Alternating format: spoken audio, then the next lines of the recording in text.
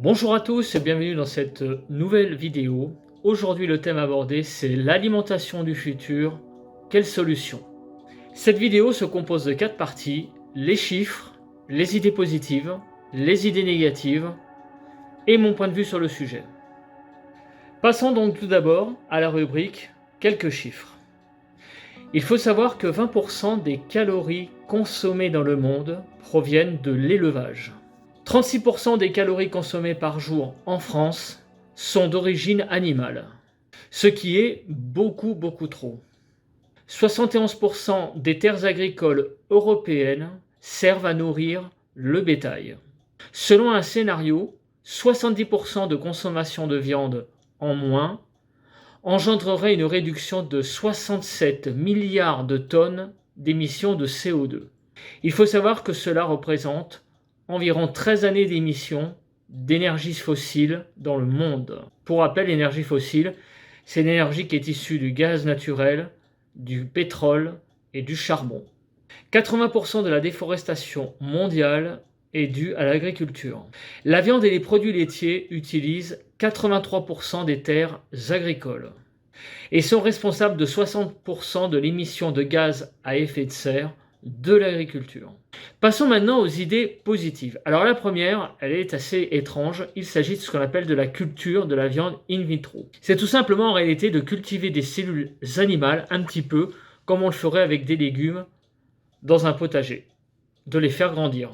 L'avantage est de ne pas utiliser d'antibiotiques que l'on utilise quand même de façon assez fréquente dans l'élevage traditionnel. L'avantage, et il est de taille, c'est de ne pas tuer les animaux. Un des avantages également de cette culture de la viande in vitro, c'est d'optimiser les besoins naturels. Viande in vitro, culture animale, des cellules qui grandissent. On se pose naturellement la question, mais quelle tête va avoir cette viande? Même si les composés de cette viande ressemblent à ce qu'il y a dans la viande traditionnelle, la forme n'est pas du tout la même. Donc l'hypothèse serait de conditionner cette viande sous la forme tout simplement de saucisses. La seconde solution paraît, on va dire, plus facile et quand même moins étrange que la première, c'est-à-dire cette histoire donc de viande in vitro, que l'on appelle aussi la food fiction, quelque part. C'est tout simplement de diminuer l'élevage, par exemple. Ça paraît simple, mais ça serait quand même une solution quelque part plus viable. Parce que nous mangeons beaucoup trop de viande. Tout à l'heure, je disais que 36% en France des calories venaient de l'animal, mais il faut savoir que sur l'île d'Okinawa, qui est l'île des centenaires, ce chiffre n'est que de 10%. Donc vous voyez, 3 fois et demi en moins. Il faut savoir qu'en Chine, un certain nombre d'investissements sont faits pour cette viande in vitro. Alors les deux solutions que j'ai exposées, la seconde, à savoir réduire l'élevage, paraît quand même quelque part plus viable. La première vous paraît, j'allais dire, olé.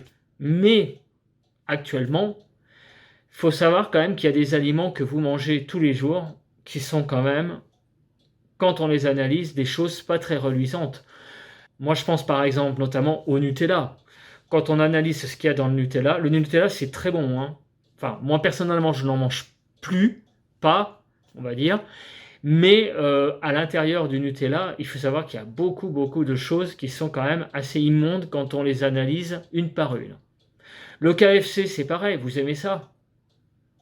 Il vaut mieux pas trop savoir ce qu'il y a dedans. Encore plus célèbre que le KFC, le McDo. Regardez ce qu'il y a à l'intérieur du McDo. Si on analyse ce qu'il y a à l'intérieur du McDo, c'est pas top non plus.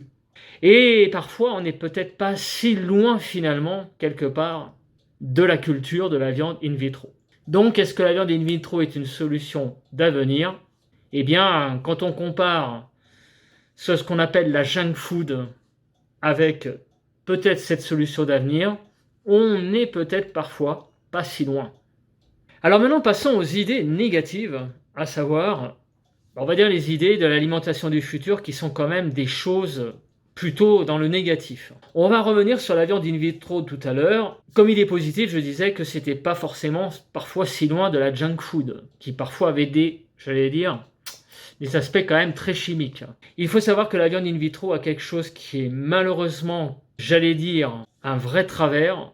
C'est tout simplement l'aspect. Eh bien, l'aspect pas très reluisant oblige en fait réellement à faire de la saucisserie. Par exemple, avec la viande in vitro, on est parfaitement capable de façon nutritionnelle de reproduire ce qu'il y a dans une côte de bœuf, mais il est impossible de reproduire en objet, en esthétique, la côte de bœuf. Donc la viande in vitro, l'alimentation, c'est quand même quelque chose aussi qui passe par le regard, par la vue, eh bien, n'est pas très reluisant à regarder.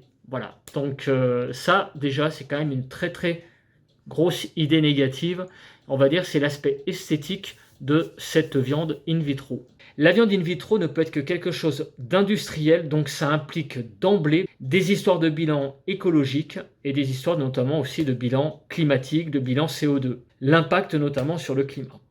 Alors pour faire croître cette viande in vitro, il faut utiliser des hormones de croissance. Les hormones de croissance, elles viennent de deux sources. L'une, c'est des vraies hormones d'origine animale.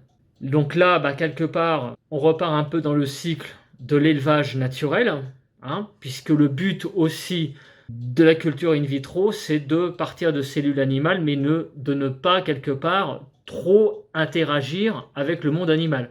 Si pour faire croître ces cellules animales, il faut utiliser des hormones de croissance d'origine animale, la source animale est quand même encore... il y a un très très gros rapport encore.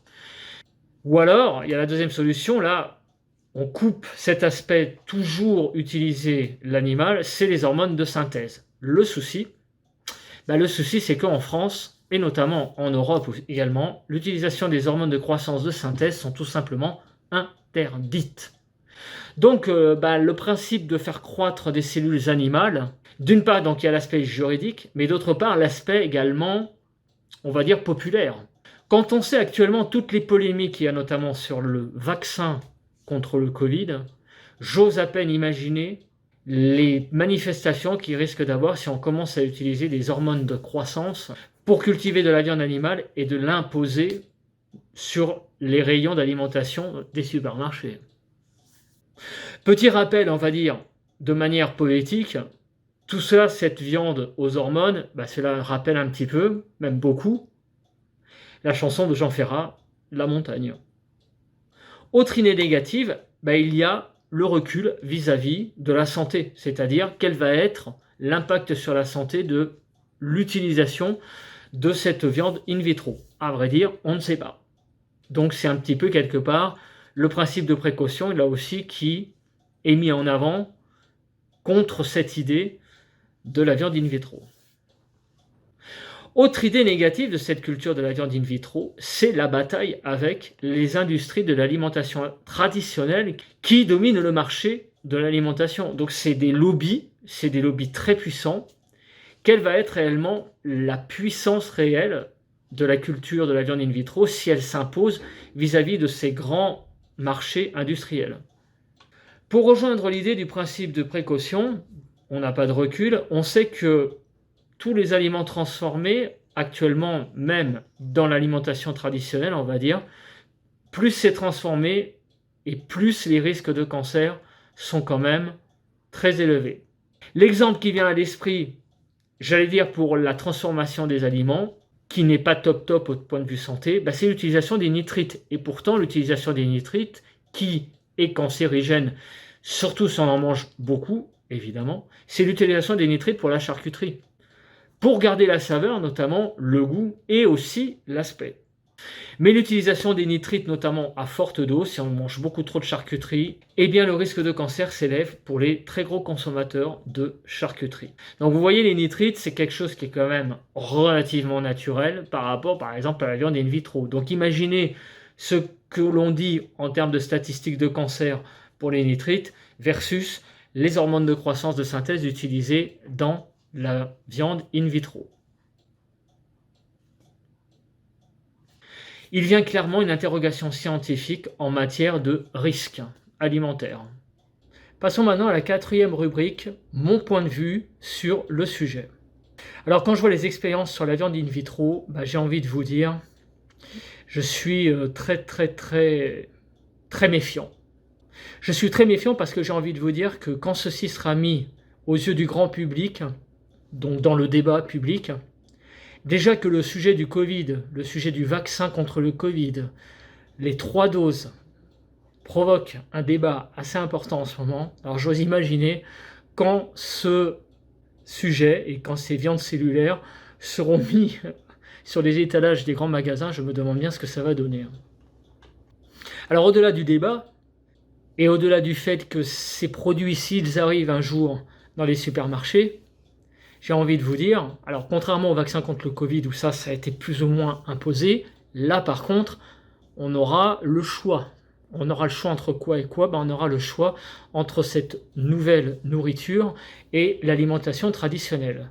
Donc quand vous serez dans un supermarché, que vous verrez cette belle côte de bœuf alimentation traditionnelle versus cette viande cellulaire de bœuf sous forme de saucisse, je me demande ce que la majorité du public va choisir. Moi, pour ma part, mon choix sera vite fait, ça sera évidemment la côte de bœuf alimentation traditionnelle, même si je sais au préalable qu'il faudra en consommer moins. Mais je préfère consommer moins, mais bon et traditionnel que cette nouvelle nourriture qui est quand même d'aspect annoncé comme très particulière.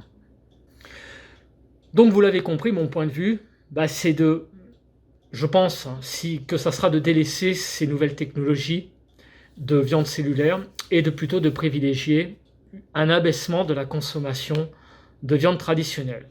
D'ailleurs, moi personnellement, je mange beaucoup moins de viande qu'avant. Avant, il y a quelques années, il y a 10-15 ans, il n'était pas rare que je mange de la viande le midi et que je mange de la viande à nouveau le soir. Maintenant, en gros, je mange de la viande le midi de temps en temps, et souvent, la viande, c'est pour le week-end. Mais le soir, je mange plus de viande. Ma consommation de viande a tout simplement diminué depuis un certain nombre d'années. Voilà. Je tends vers une alimentation beaucoup moins riche en viande. Mon point de vue est que de toute façon, au fil des ans et même dans plusieurs décennies, il sera très compliqué de détrôner les grands lobbies industriels, qui pourtant, pour certains, déjà nous délivrent quand même un petit peu de la junk food, comme le Nutella par exemple, certains biscuits apéritifs notamment. Voilà, c'est des exemples parmi tant d'autres. Mais les lobbies industriels vont vraiment, à mon avis, dominer pour un bon moment par rapport à cette nouvelle alimentation. Donc on est bien même au-delà, j'allais dire, de la belle côte de bœuf traditionnelle, d'un élevage traditionnel. C'est tout simplement l'alimentation actuelle, telle qu'elle est actuellement dans les supermarchés, versus ces nouvelles technologies. En fait, ce combat, entre guillemets, entre le lobby industriel et cette future viande cellulaire, ça me fait un petit peu penser à ce qui se passe actuellement avec le rayon bio versus tout le reste. Je pense donc qu'il y aura peut-être un jour, au mieux, ce rayon-là, quelque part, il y aura un rayon donc de viande cellulaire qui sera un peu marginal quelque part, comme le rayon bio. Voilà. Au mieux, je pense que cela risque d'être comme ça.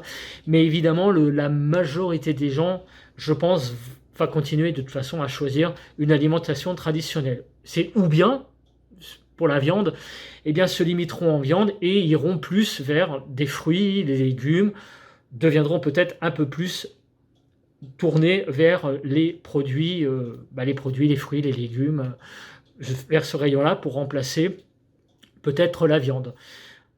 Je pense que ça risque d'être probablement, selon mon point de vue, le choix donc de la majorité des gens. En résumé, j'ai envie de vous dire, mangeons moins, mais mangeons mieux, plutôt que peut-être cette nouvelle viande, ces nouvelles technologies d'alimentation, qui déjà d'un point de vue assez esthétique, d'un point de vue peut-être saveur, ne sera peut-être pas aussi top que l'alimentation traditionnelle, pour certains produits.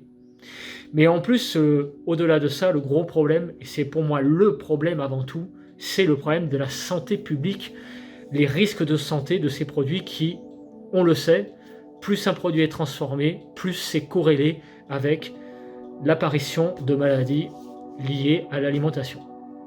Voilà, écoutez, c'est là-dessus que nous terminons cette vidéo. Merci de m'avoir suivi et on se retrouve pour un prochain sujet. Bye bye à tous.